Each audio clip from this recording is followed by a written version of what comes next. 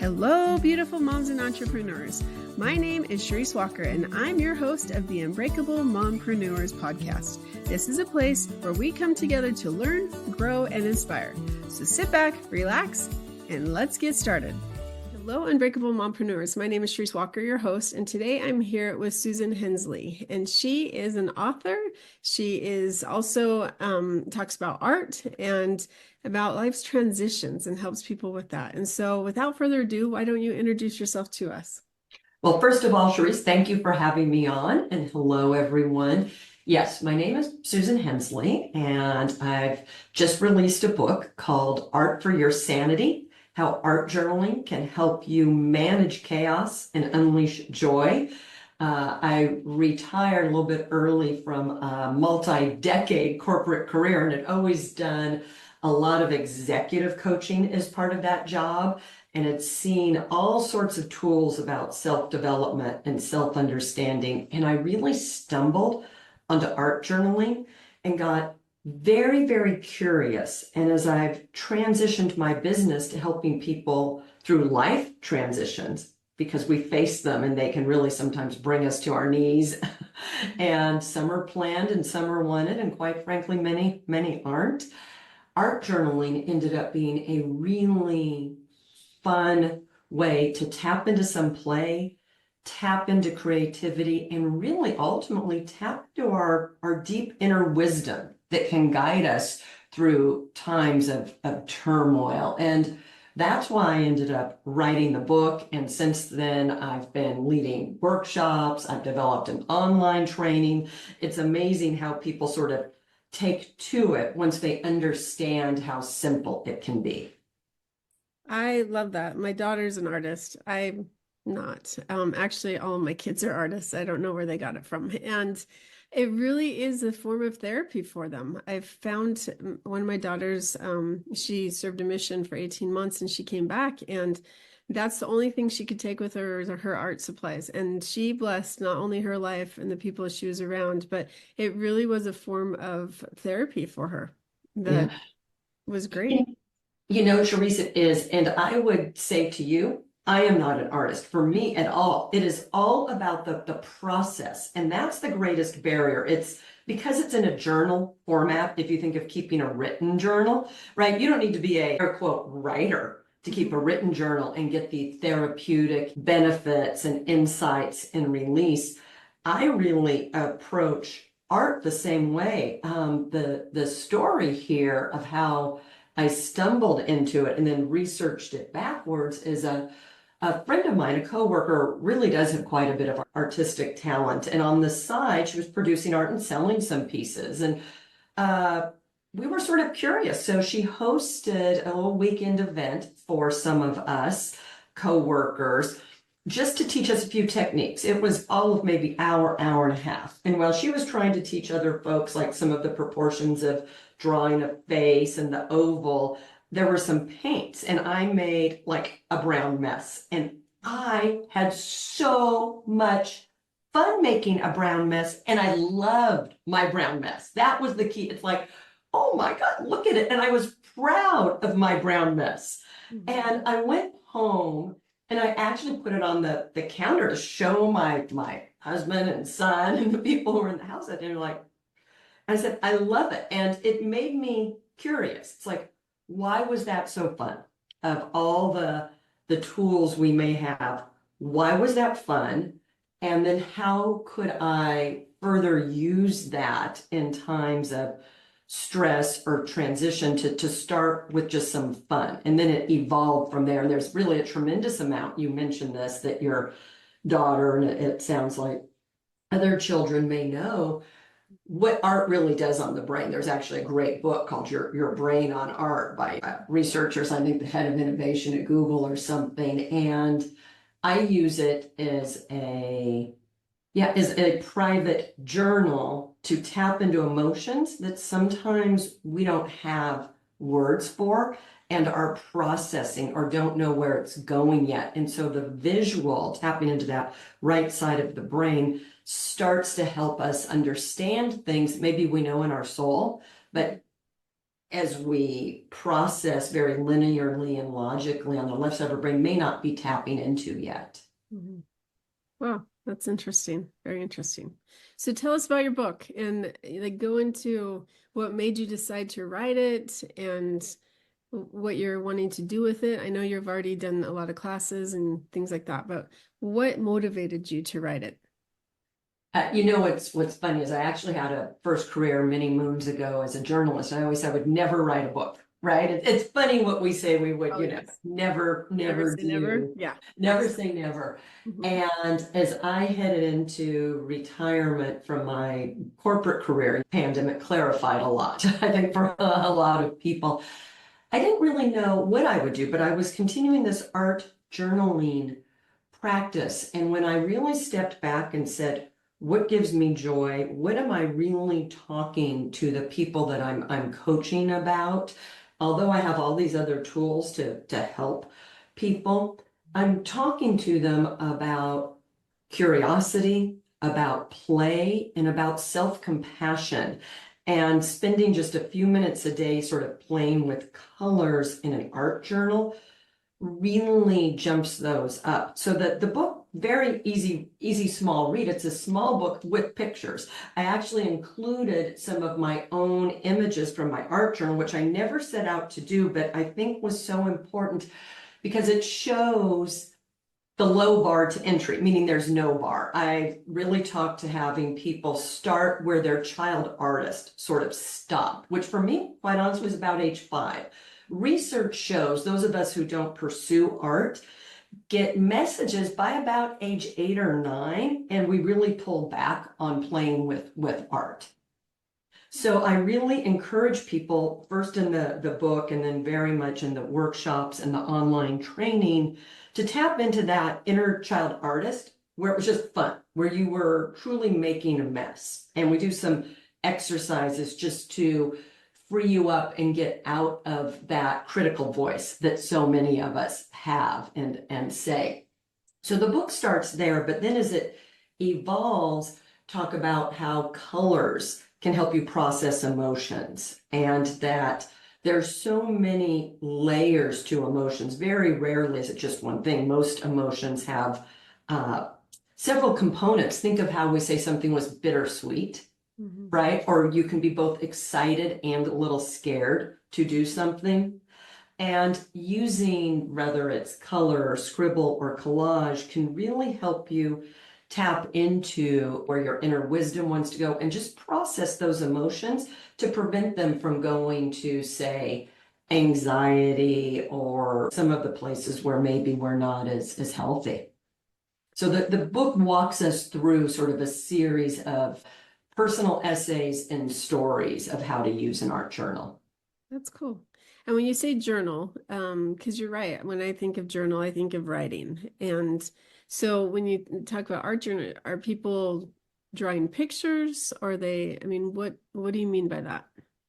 So yeah, I want you to think of even the size of a written journal. Maybe it's like 5 by 7.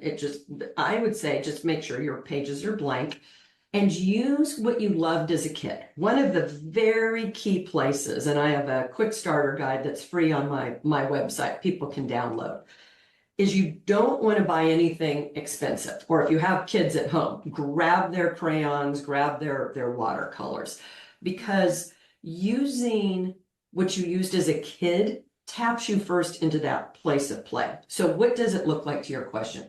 It can look like whatever you loved doing. If you loved crayons, you can just fill a page with color. If you loved collage, I still use a big fat, Elmer's glue stick and crayons, and I like a lot of collage. I wrap up old magazines, greeting cards that I may have been given. And it's very different than scrapbooking. Scrapbooking is about memorializing and looking back. Art journaling is really helping you tap into the future you want. So some people are using watercolors, others doing collage. I do some of it all. It's really what feels good, and to use what you loved to use as a kid, right? Some people colored pencils, and some of the very first exercises I suggest artists spend like just 2 minutes filling a page with color with 2 crayons, because it just gets you out of taking yourself seriously, right? It's very hard as an adult in our society to hold a crayon and think you need to produce something perfect or to take yourself seriously, right? It just sort of is a good break from our belief that we always have to be improving and necessarily can't play. So that's where it begins. And then as you follow the path to which you enjoy, you can add on. That's great. So how could this help our mom entrepreneurs? Okay, so what I think of it is I think it's perfect for the mom entrepreneurs because in general, very little time, a lot of chaos, but there are moments where you get sort of stopped and you have a little bit of dead time that can feel anxious, whether it's between pickups or packing. And many times people may suggest breathing exercise, or you jump on your phone and make more notes. Even carrying a small notebook and a couple gel pens, couple crayons, there's a way to give yourself an almost immediate 2-minute break in a carpool lane, waiting for a practice to end, waiting for a callback or an email in your business. I started doing this. I was working full time, had my son at home, a lot going on. I was doing some caregiving of an elder relative. I make oatmeal in the morning in the winter, big fan, and I just kept it there. And instead of putting in the microwave, I was doing it on the stovetop, so I don't know, 5 minutes or something till it boiled over or burnt. I would doodle there versus like watching water boil. So I really try in both the book and the online courses and any workshops to stress it's the lowest possible barrier of entry. If it at all intrigues you and you're looking for a way to spark some creativity, maybe some play, to not just grab your phone necessarily and scroll, because there's a time and place for that, and I do it, but to really try and get into that right side of the brain, carry it in your purse, your backpack, keep it out while you wait for water to boil, while you wait for something to come out of the laundry. There's always these brief little moments. And if you keep it simple and fun, depending on your age of kids, you can do some of it with them while they are doing, spend 5 minutes and see what you create. Mm-hmm. I think that's good because kids spend so much time at school and they come home and now it's like, okay, let's do your homework. You're like, Mom, I need a break, right? And so I think that this is a good idea to just get them, first of all, you're connecting. You can talk about their days and how things are going while their hands are busy and they're doing something that they enjoy. At least my kids could draw all day long and make crafts or do, whatever it may be. They love Yeah, that. I mean, most kids can't, right? There are very few people who aren't charmed by like a glue stick and a crayon or a gel pen. I mean, really, it brings up that sense and it gives them that break. And maybe you take the 5 minutes with them to some releasing. And it also allows you to talk to them sometimes about color. Which color are you using? Like, how do you feel right now? What color represents that, right? It gives people a different language of why the blue, because blue can mean tranquil, blue can mean sad. We all have our own color palette at different times. So it's also an interesting way to have some discussions and you share, right? You can have little lightning bolts coming out and your kids are like, why are you trying lightning bolts? You're like, having a stressed out day. That's a great idea. So what's the full name of your book? Okay, it is Art for Your Sanity. Easiest way to find it. It's got, a subtitle, but it's basically Art for Your Sanity. The online course is Artful Transitions.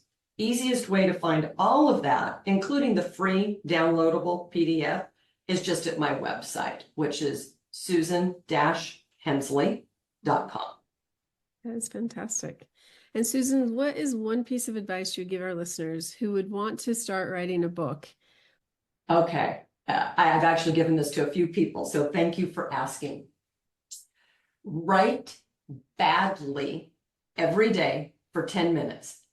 Set the timer and write badly. Do not edit.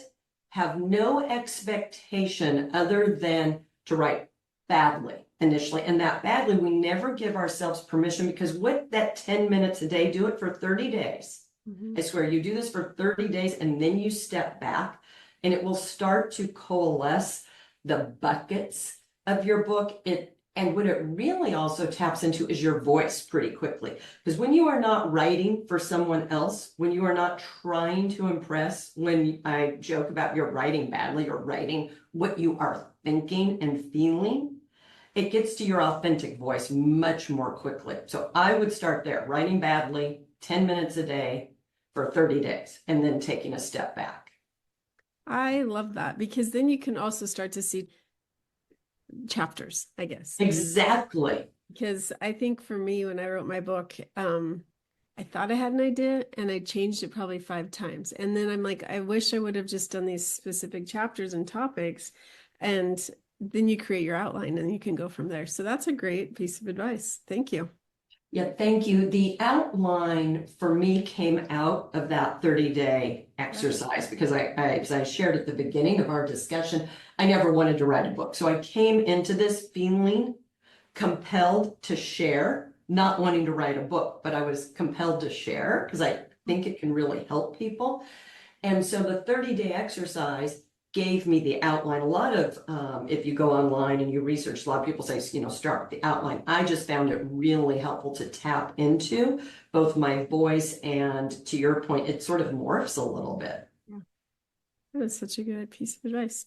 Well, Susan, thank you so much for coming on. Art really it does help your sanity. So I love the title of your book. And what are the subheadings underneath the words? Because I can see it.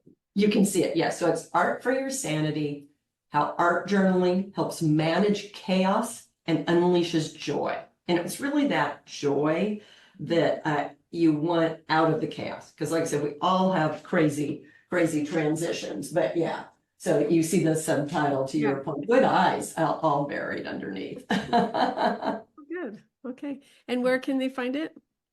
Easiest place, and it's, well, anywhere it sells books, but you can buy it off the website at susan-hensley.com. You can link to any bookseller from there. Fantastic. All right. Well, Susan, thank you so much for being on. Charisse, thank you for having me. It was a great conversation. I really enjoyed it. Yes, I agree. And moms, use art. Just take a few minutes out of your day and start trying it. And it might actually help you with your chaos or feeling like you are overwhelmed, and create that joy. So go out and make it a great day. And if you like it, subscribe and share. Beautiful moms, remember, you are unbreakable. Keep illuminating the world with your strength, pursuing your dreams, and reveling in the splendor of motherhood. This is Charisse Walker, bidding you farewell for now. Stay tuned for more empowering conversations on the next episode of the Unbreakable Mompreneurs podcast. Until then, keep shining bright. Signing off with love, Charisse Walker.